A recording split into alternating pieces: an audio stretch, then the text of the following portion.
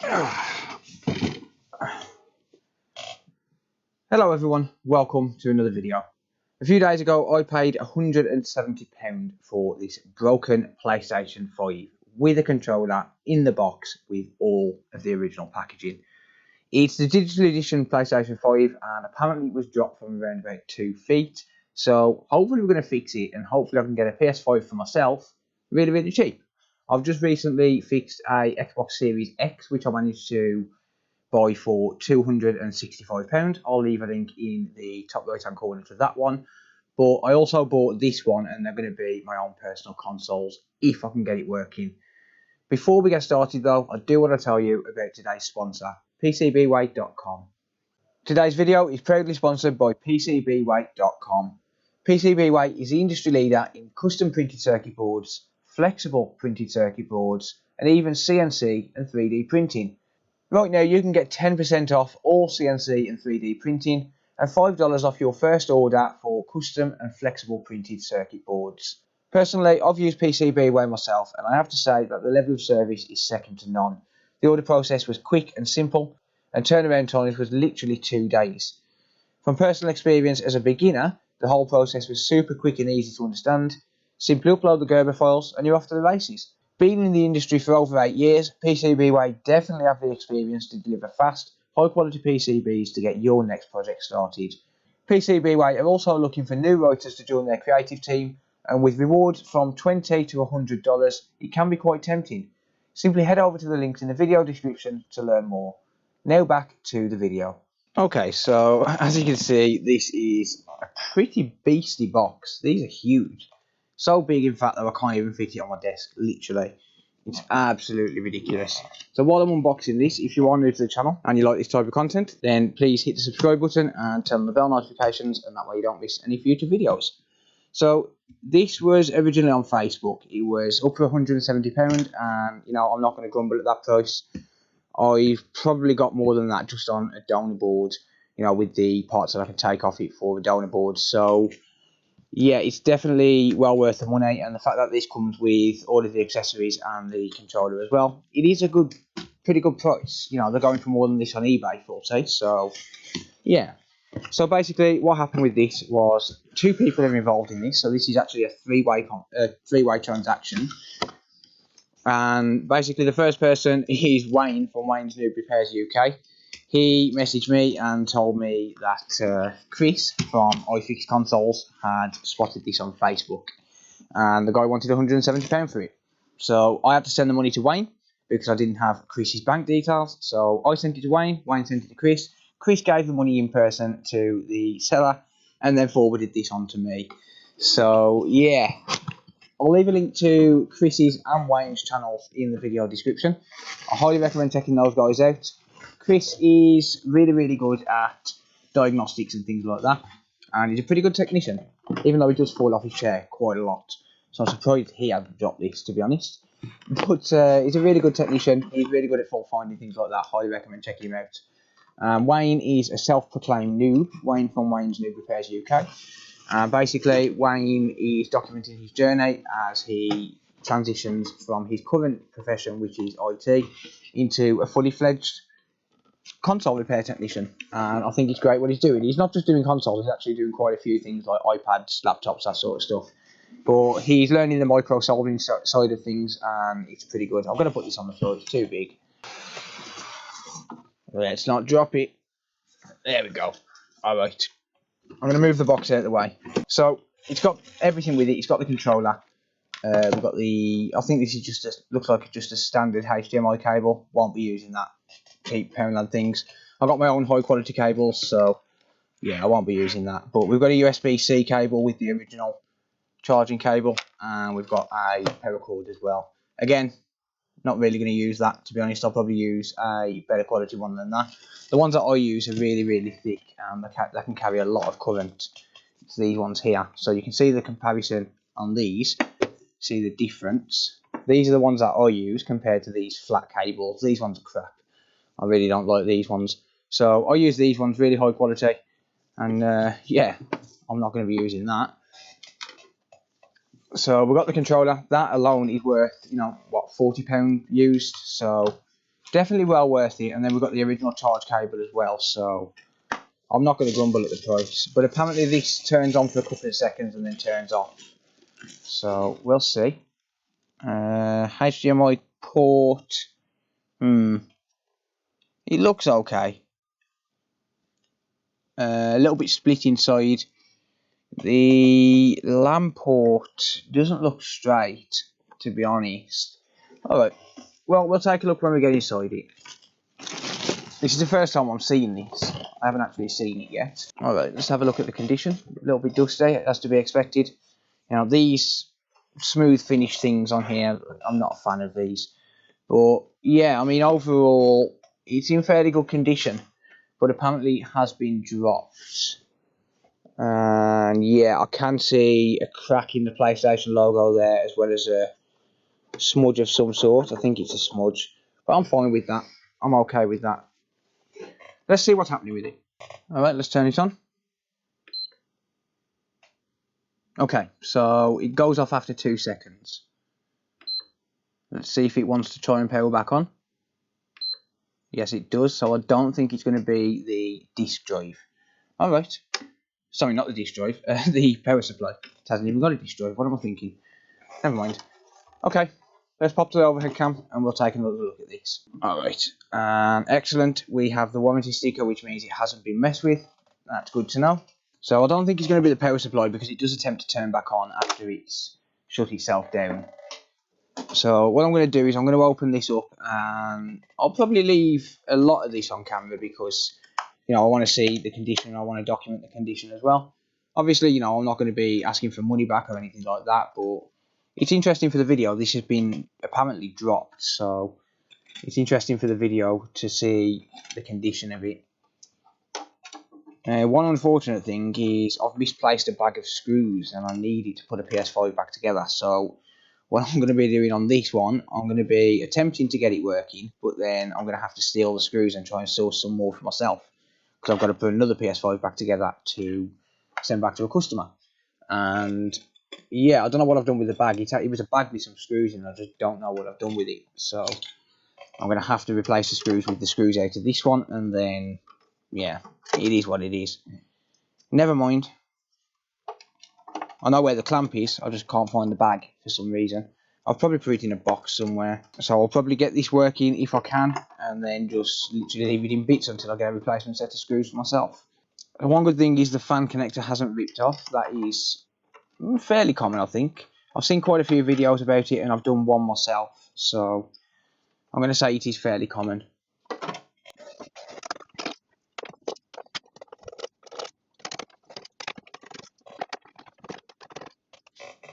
Alright, let's break the warranty seal on this.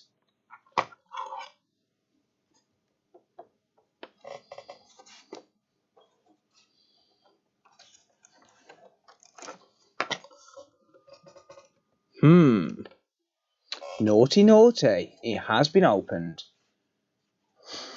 Haha. Naughty, naughty, naughty. There's no screw in there. There's no screw.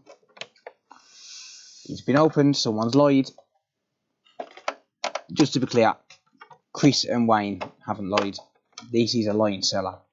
Well, this video just got a little bit more interesting.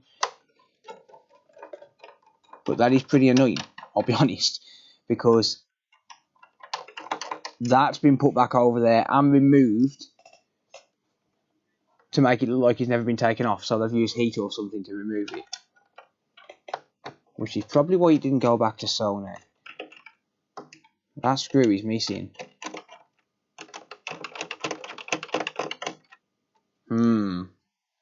Have I been scammed by the seller? I'll get my money's worth either way. £170.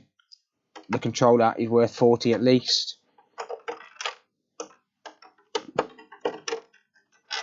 I should check the serial number on the box actually. I'll do that later on.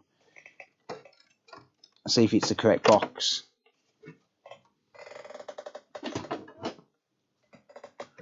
Alright, do we have any missing screws in here?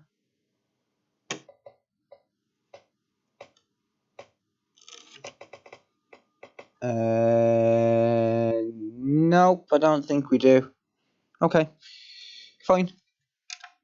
Alright, so this is 2 seconds then off. It's a fairly common issue, to be honest. I've got a few suspecting components, but I won't know until I remove the motherboard. So the one suspecting component is going to be the power supply, but I don't think it's going to be that unless it's just got a damaged component on the power supply itself. I very much doubt it's going to be the power supply. But another suspecting component would probably be liquid metal spilt on the APU, maybe, or splattered out. That is possible.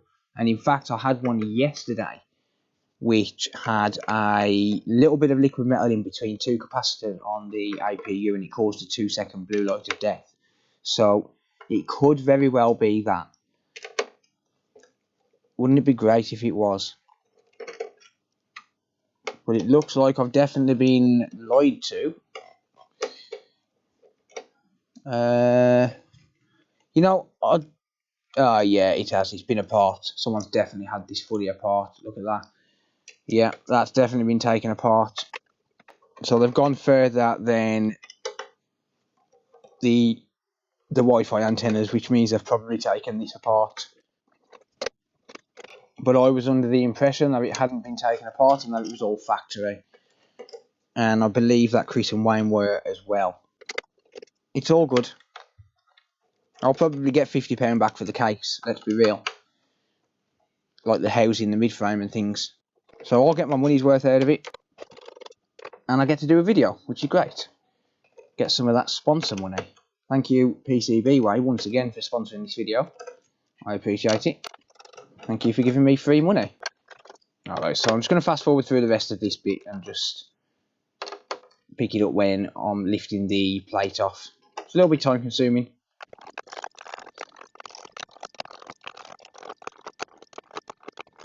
And there we go. 600 screws later. Boom. And boom. Alright. Let's take a look, shall we? So, actually, before I remove all of that, let's just have a look for some standby voltages, shall we? So what I mean by that is when we plug in the power cable, we should expect to see voltage in certain places. So I'm going to plug the light in here. There we go. And I'm going to zoom in. And just look at that beautiful, crisp 4K image. It's downscaled to 1080p for YouTube, but beautiful 4K image on the ZV-1. So a massive, massive thank you to the entire community who pitched in to basically buy me this camera. I managed to get it for, I think it was £440 off eBay, but it was the community who paid for it. So a huge, huge thank you to everyone. This camera is absolutely amazing. It's the Sony ZV-1. It's absolutely fantastic. But anyway, enough rambling. Let's, well, first of all, pretend to test these voltages. I've just tested them and then realised my mics were dead. And we are actually getting all the voltages where we're meant to get them. So I'm going to show you this quickly. So I'm going to basically pretend that I haven't already tested this. My microphone's died and unfortunately I've got to do it again just to show it on camera.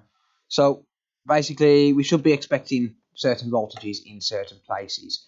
And the tests I've just done confirm that we are getting them. So we should get 3.3 volts on this coil here on the inductor. As you can see, we do. We should get 5 volts on this test pad here, which we do. And then right next to it is another test pad where we should get 5 volts. If we get 5 volts on the left side, then we're going to get 5 volts here. Because it comes in here, through this fuse, and then through to here, and up to this chip here. So we do get 5 volts on there as well. So test voltages are all present there. Here we shouldn't get anything until we attempt to power it on. So if I just attempt to power this on now, you'll see we do get 1.1 volts, which is a perfectly normal reading. That is 1.1 volts, I believe, for the APU. So basically, the APU is attempting to turn on. We should get, I think it's 5 volts here. Is it 5 volts? It's somewhere here. It's 2 volts there.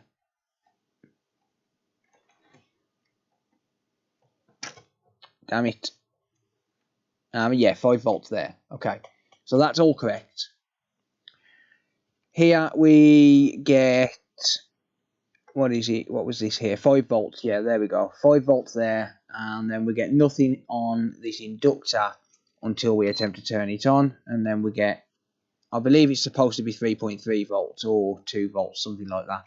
But we do get that. This chip does turn on. So we're getting test voltages there. And then over here, shut up multimeter.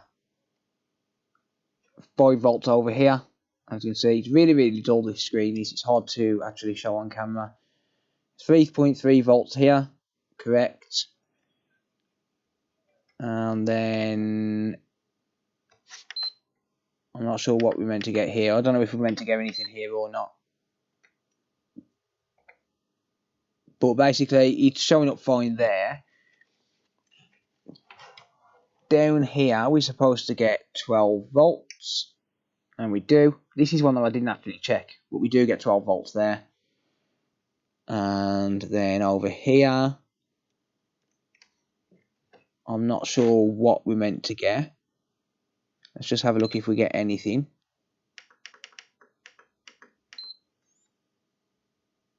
No.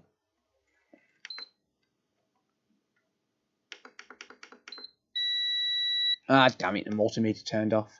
That's annoying.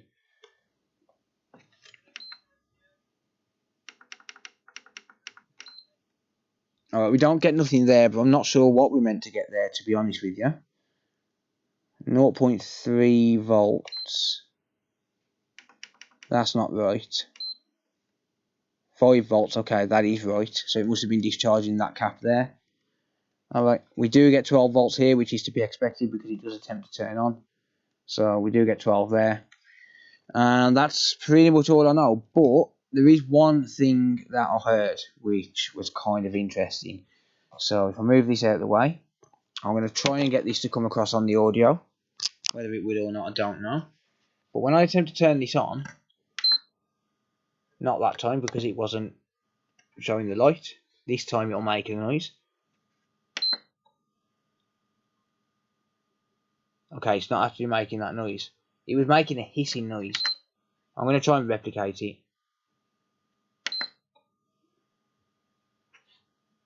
I'll keep trying until it does it. There. It did do that then. It did do that noise, and that's interesting. And the reason that's interesting is because it sounds like it's coming from the power supply. So this could very well just be a power supply issue. It is possible that it could just be a power supply issue. And this is the furthest I got before the mics died, by the way. So I haven't actually taken this APU clamp off yet. It annoys me when that happens because the problem with one of my microphones, this one, is the battery's failed in it and I can't find a replacement. So I'll turn it on and this light here will just constantly flash, whether it's dead or not. So I don't know if I've actually charged it or not. That's the problem. It's really, really annoying. I do have another microphone which I'm going to try and steal the battery out of. Because basically the other one is... Shut up, multimeter. No one asked you. The other microphone, the audio jack has failed and I can't find an audio jack either. So I think the best thing I can do is probably take the battery out and put it into this one. And then I'll have two transmitters then because the receiver is constantly on charge anyway. Because it's always plugged into the computer. Whereas the other one is the wireless part. It is annoying though, so I apologise about faking those tests there. I didn't fake them, I've already done them literally 10 minutes ago. Alright, so I'm just going to unplug this here, or rather disconnect it, and let's take a look for the first time. I promise this is the first time. Yeah, the board looks okay. On first glance, it looks okay. Whether or not we've got spilt liquid metal on... we have got some. Yes, we have. We've got a little bit just there. So is there any more? I'm going to need to clean all of the liquid metal up. It doesn't appear to have had any work done to the HDMI, so I wonder who's been inside this. Looking at that Ethernet port, it is a little bit damaged, but not major. But what I'm wondering here is, has any liquid metal spilt over onto the capacitors on top of the APU? I'm not seeing anything out of the ordinary here. We do have a couple of splatters, and there is a little bit of liquid metal just here. Let's see if I can get a close-up of that. So you can see a tiny little bit of liquid metal spilt over to there. Whether or not that's going to cause a problem, I don't know. Let's just remove this little foam here. Oh, wow.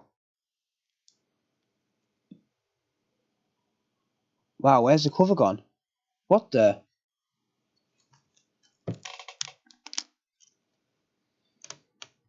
Where's the black cover gone to this? Has someone really taken it off?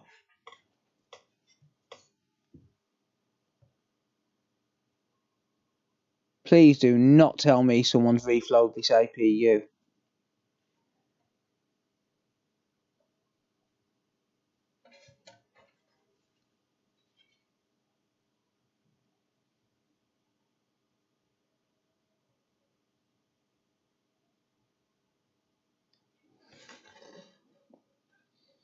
I think someone might have reflowed this APU.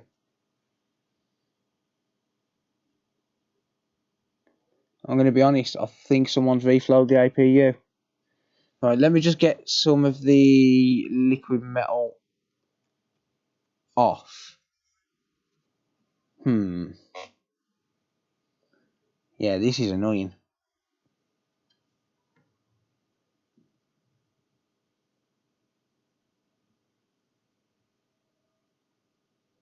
This is pretty annoying. Because the problem here is if someone's reflowed this APU, then I'm probably not fixing this.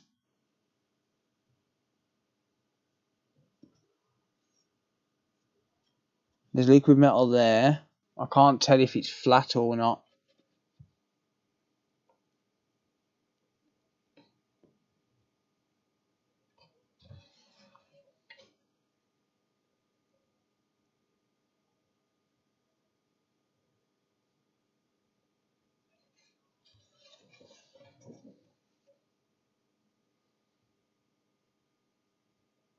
I don't know if it's flat or not, to be honest. I can't quite tell. Let me just get this liquid metal off, shall we? I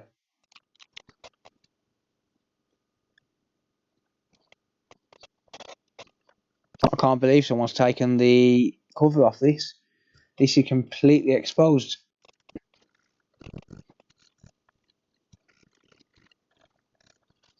Okay, so the APU is clean. Let's inspect it under the microscope. Let's have a look at this closer. Yeah, a few of these don't look straight, do they? A few of these caps here don't look straight. There is no way they have gone from factory like that.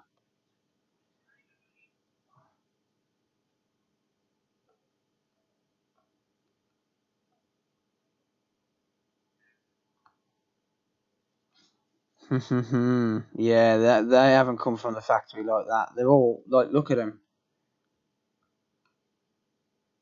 I mean, whether or not they're making a contact, I mean, that's debatable.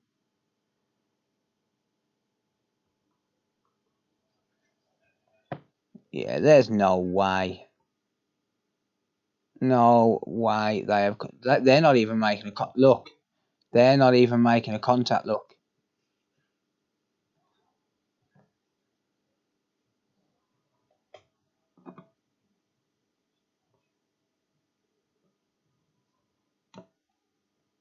Wow.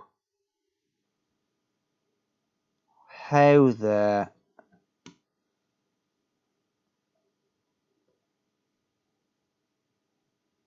They are not even contacting.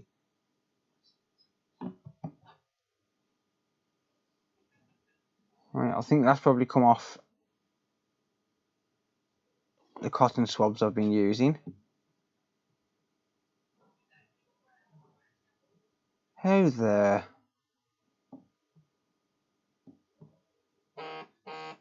I mean, how does that happen?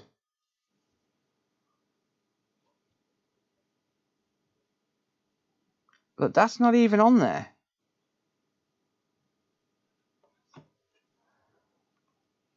And now I've got to use heat on this area just to be able to solder them back on. So just to be clear, these caps here are incredibly important. Incredibly important. I'm going to have to solder these back on. I've got no choice. So, yeah, I mean, I'm going to have to just flow them in a line just to make sure that they all get flowed on. I think someone's reflowed this APU. If it has, I haven't got a stencil for this. I can't reball it. I cannot reball this APU. Not right now. I need to buy a stencil. Alright, well, let's just try and flow these down, shall we? I'll get this in focus here. I'm not comfortable doing this.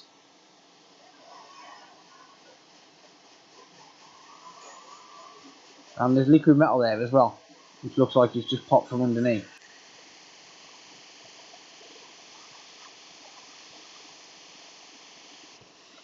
Alright, we should be getting close.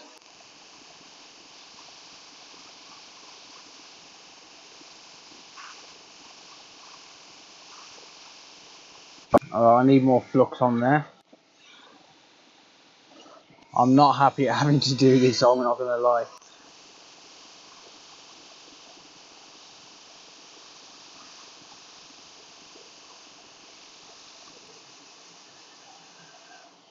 Alright, that's it. I think that's all I can do. Did not want to put that much heat on that board. I'm going to have to let that cool down.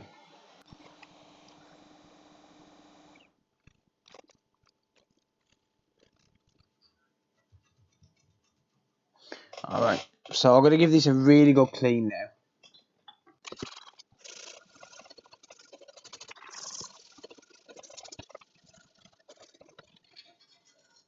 Okay, I can't believe that. I honestly cannot believe it. I can't believe how the caps just wasn't soldered on the APU. Those are incredibly important capacitors. They are incredibly important. I honestly think this has been reflowed. Whether it's been reflowed properly with a heat gun or with a BJ machine, or whether it's just been done with a heat gun, I don't know. I think someone's heated this up. Those caps would not just come off. Even with drop damage, those caps would not come off. If they did, you'd see some signs of damage elsewhere. I'm not seeing any signs. I can't put liquid metal on this. I'm going to have to use thermal paste. Not permanently. I will manage to put liquid metal on, but I'll need to protect all of these caps. So I'm not going to waste my liquid metal, all my time protecting this area by sealing it using conformal coating until I know it works. But that does look better. It looks like those caps are actually connected now. But yeah, those caps are incredibly important to the stability of the APU. And it probably would cause a beep on, beep off. Let's be real. It probably would cause a beep on, beep off. See, I mean, there's something all over these caps as well. I don't know whether it's old flux or what. I'm wondering if someone's been in here thinking that the caps are to blame and they've started removing caps, because I do see amateurs doing that. No offence to any amateurs, but I do see amateurs doing that. Either way, it does look better now. It looks a bit better, but I cannot believe that.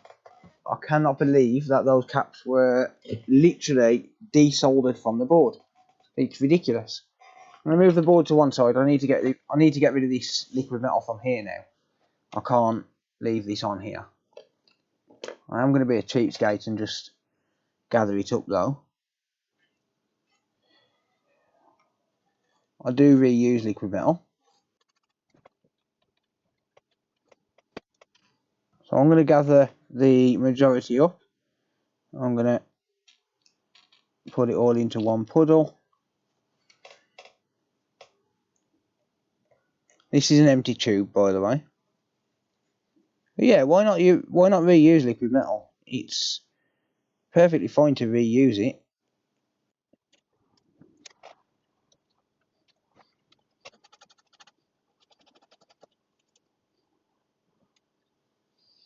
I'll gather the majority up, and then I'll just clean the rest up using a cotton swab.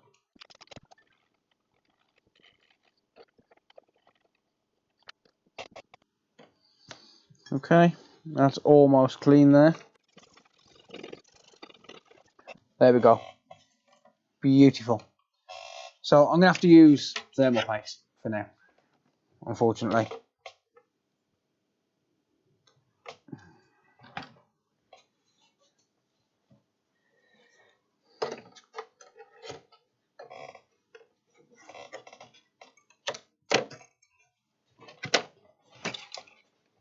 I just honestly cannot believe that I've just found that. So the only thing I can think of, the only reason why they would be lifted would be someone sat there testing them, thinking that they can find a short on them. And then because they're low impedance, they've showed up as short anyway, and they've removed them. Which would be a completely noob thing to do. But, you know, people do it.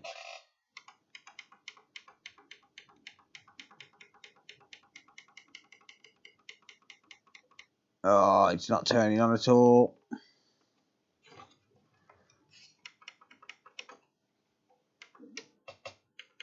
It's not turning on at all. That's not good. It might have killed the APU just doing that. But it would have had to be done either way. That wasn't connected. Do we still have test voltages?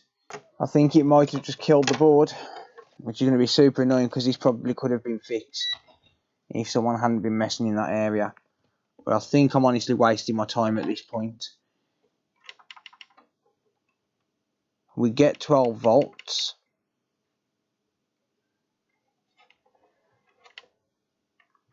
We get 3.3.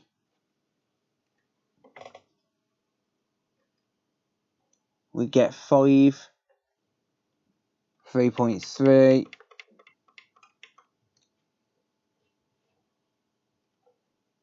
5. 2. Yeah. It's killed the board. It's killed the APU. It's got to be done.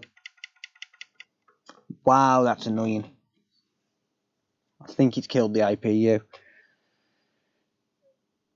But that wasn't connected. This is the annoying thing, that wasn't connected. So I don't think I had a choice but to do that. There's no other way to get them on. Wow. I'm annoyed. I'm going to be honest, I'm annoyed. Well, I think I got scammed. I mean, the saving grace here is the power supply should work. I mean, I can test that when I get another PS5 in for repair. I've got one actually in the queue to repair. So, yeah, the saving grace here is that I can actually test that, and, you know, hopefully I'll get a working power supply. I'll know by the time I actually get this video edited and uploaded. So I'll leave a little bit of information just down there somewhere. Yeah, I think I've been scammed on this one, which is unfortunate. It's not Chris iFix console fault. It's not his fault. It's not his fault. It's not Wayne's fault. It's the seller. Chris found this on Facebook, and he showed me the link to it. Some people are just dishonest. That was made to look like it had never been opened. It looks to me like the APU has been reflowed, and I don't think there's anything I can do. So that's going to be it for this video. Let me know what you think down in the comments down below. Do you think I've been scammed? Because I certainly do. It don't look good for this console at all.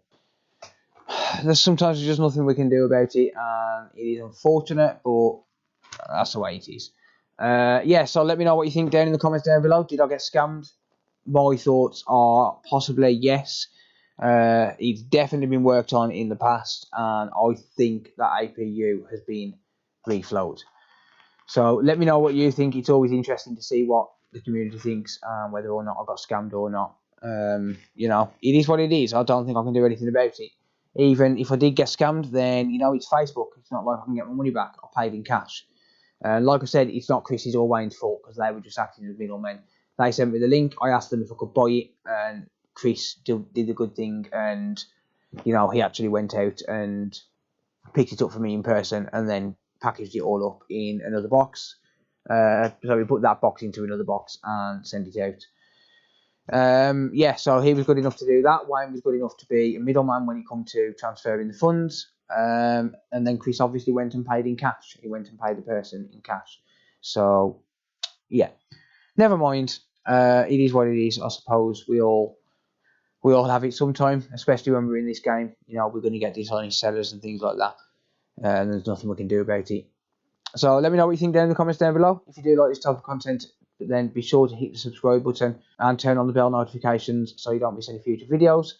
If you feel sorry for me, if you feel like I'm going to cry, then please head over to Twitch and become a Twitch Prime subscriber by linking Amazon to Twitch and then subscribing to my Twitch channel. It's free for you to do, but it does massively help me out. It helps me to make these videos and also to buy new equipment and things like that. So really, really does help out. If you want to support the channel as well, you can become a Patreon supporter using the link in the video description. You can also become a channel member by using the join button below the video, or there's some donate buttons in the video description as well, so you can use them if you want to donate directly.